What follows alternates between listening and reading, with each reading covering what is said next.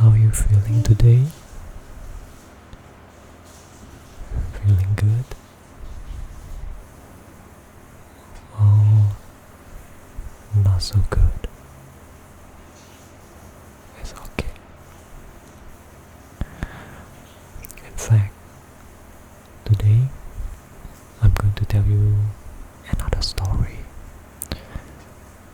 that will change your life. It's a very simple and profound story. It's called The King Who Had Four Wives.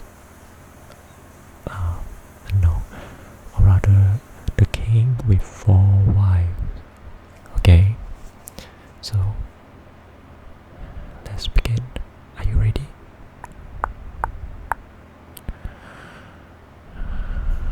Okay, just relax your eyes first and shoulder. Ease your shoulders. Make sure you don't hold them up. Okay, make sure you don't hold them up like this. Just relax. Okay, like this. Right. And your eyes. Make sure your eyelids. Don't strain your muscle too much. Okay. Don't open too wide and don't close them. Don't shut them too tight. Okay. Right. And hold breathing still. Keep your breathing still. Let's begin the story. So long ago, there was this king who had four wives. Alright. And one day this king, he grew sick and he knew he was about to die soon. Alright. And so, afraid to die alone, he thought, why not ask his wife to accompany him, because he's a selfish man and he did not want to be alone. You get what I mean? And so he went to his fourth wife. Right? When she saw him, she was very happy, looking at the mirror, applying her skincare, her makeup, and brushing her hair, looking at her highlights and stuff like that. And then she greeted the king. Hey, how are you doing? How do I look? Well, you look great, gorgeous. But can I ask you something? Sure. What do you want to know? Can you come with me to my death? And the fourth wife smiled from this.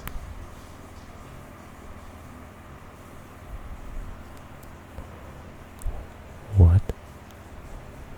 What did you just say? To your death? Are you kidding? I'm still young, you know. I still have a whole life ahead of me, and you want me to come and die with you. I'm sorry.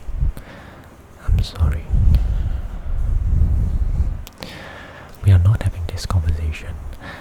Okay. Bye bye. If you want to die, go and do it alone. Okay. So the king, upon hearing this, he was devastated.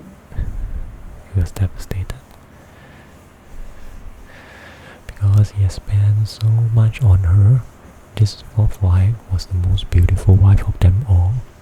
He gave her all the best skincare in the world, like CeraVe, Cetaphil, SK2, whatever bio essence, to keep her looking youthful and beautiful. But this is all he got. So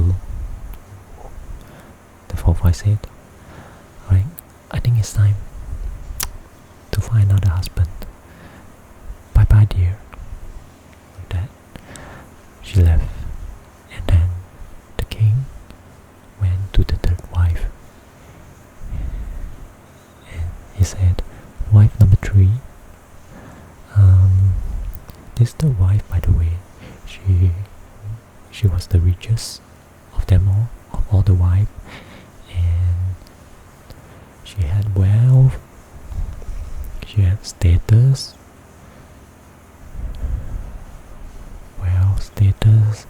and a lot of possession under her name. And so the king said, wife number 3, can you accompany me to my death?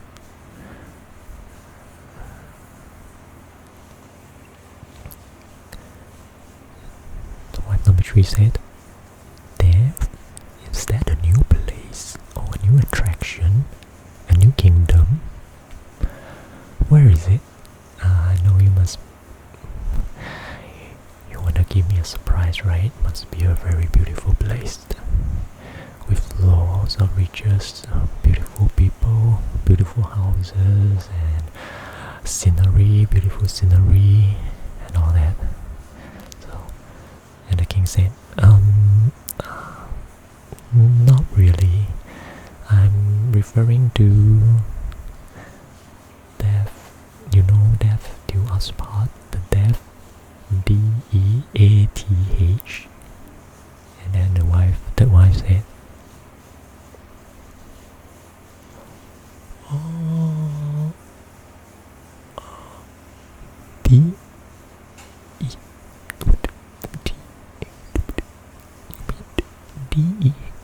DEATH.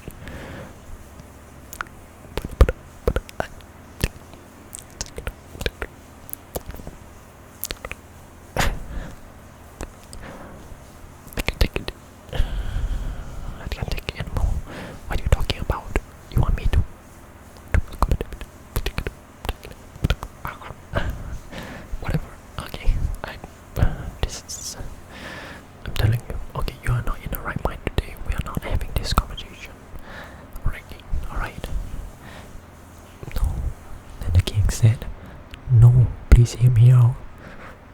No more, no more, the third wife said. Another word, and I will become death itself. You hear me?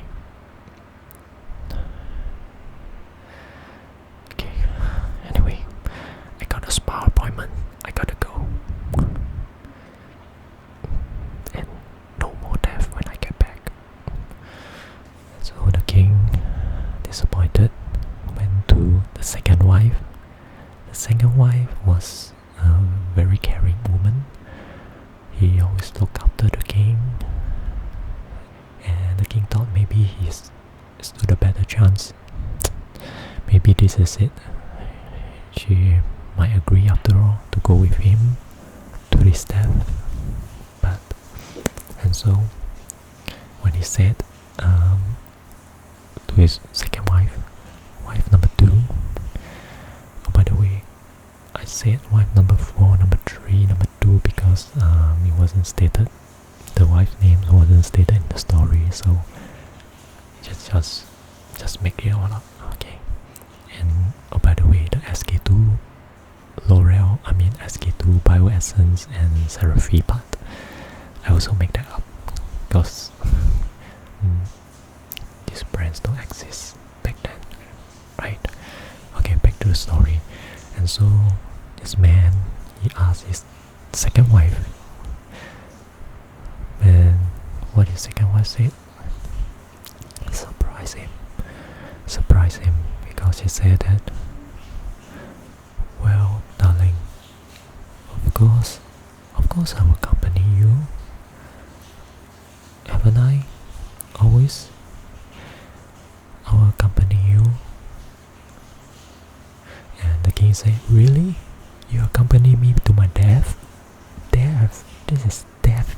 DEATH.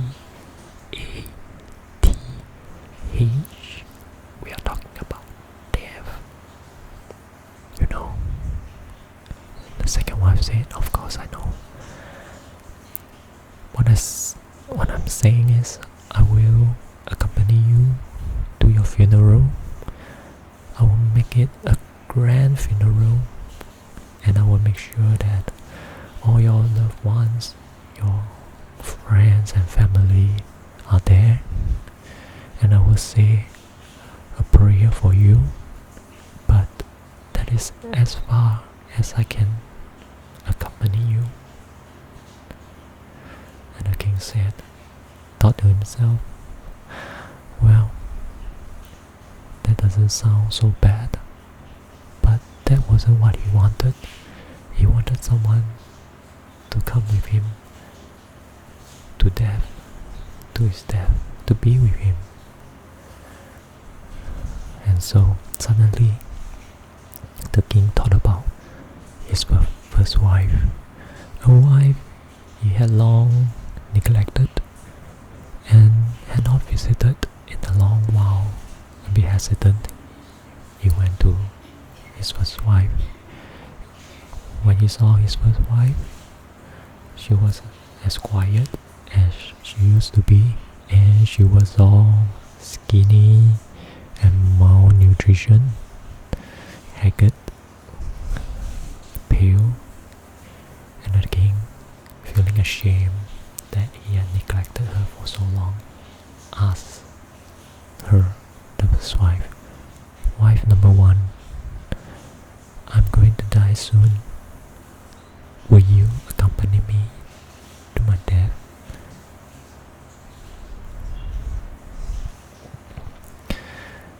And the first wife said, what are you talking about? Hearing this, the king said, okay, I know what you're going to say. Please don't say it. I've heard enough. I know you are going to tell me to go die myself, or you'll become death itself and come for me and kill me, or you are going to leave for another husband and find yourself another husband. I know what you're going to say. Forget I asked. When the king was about to go away, the first wife said, wait.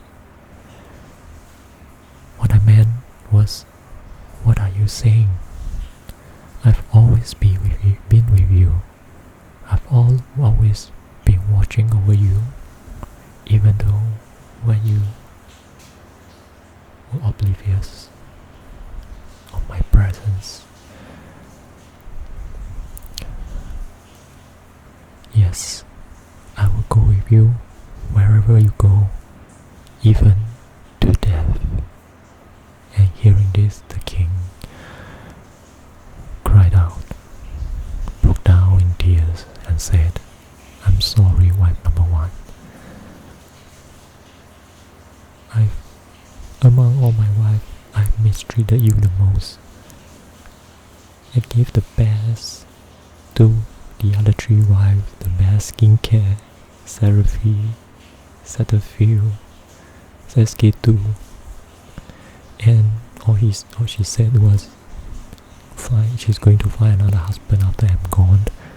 And the third wife said that I didn't eat my medicine, I didn't take my medicine, and she even wanted to kill me herself. The second wife was the best, of course, but best of them three, but she couldn't accompany me to death, only to my funeral. But you, only you're willing to come with me to my death. Thank you. So this is the end of the story, The King with 4 Wives.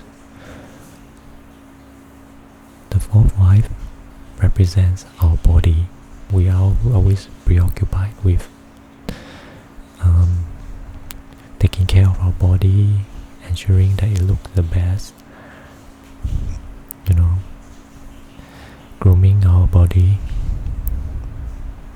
Girls, they like to doll themselves up to make sure they look good, guys do as well, of course. But body will decay when we die. It cannot follow us all the way. And the third wife is represents our wealth, possession, and status. These things also do not accompany us to our death. We are forced, no matter how rich, how poor, how famous we are, all this will die with us when we die. And the second wife represents our family, loved ones, and friends. The furthest they can be with us is to our funeral.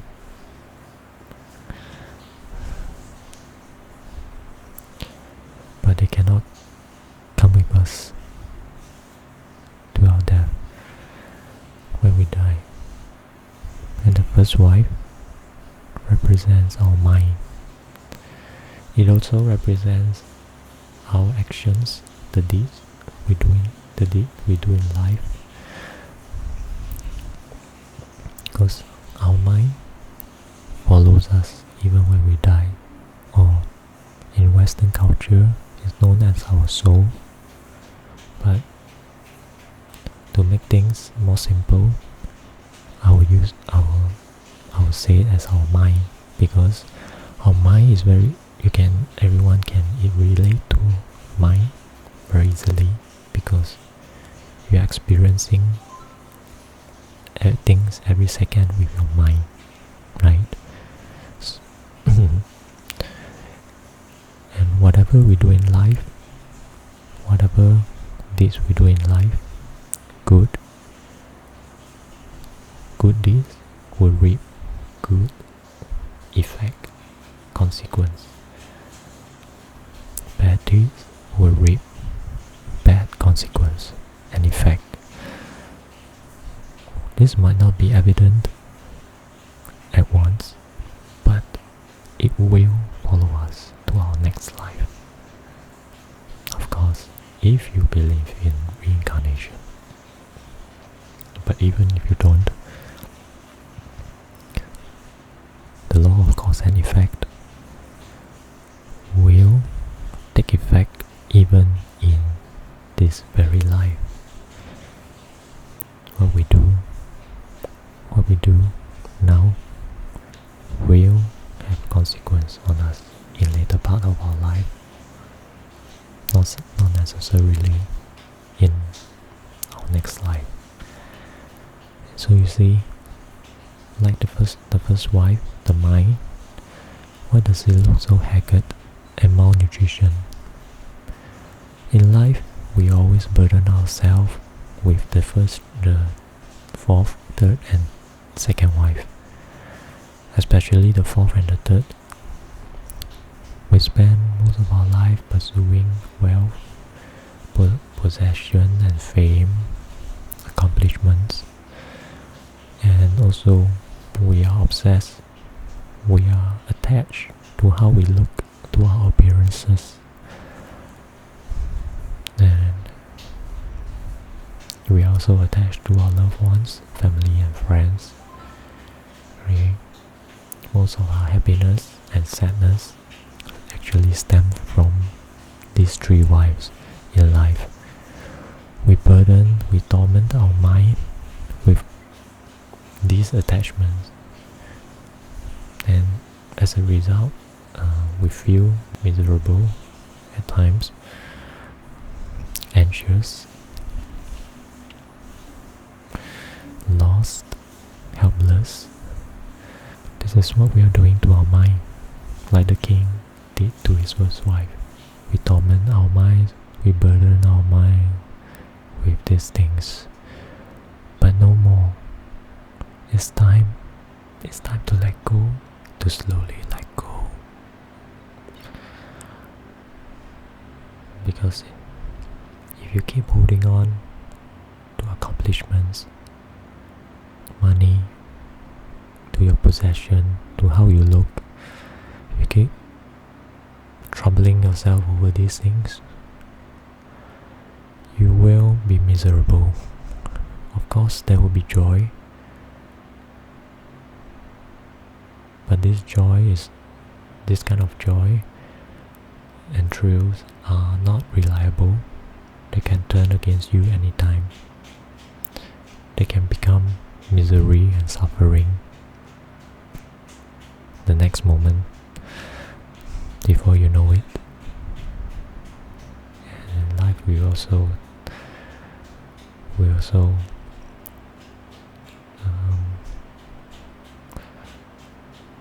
like how our family, our friends and loved ones think of us also affect our happiness as well. So when you think of it this way, what truly follows us? Who are we really? The answer is clear. It's the first wife, the wife we neglected.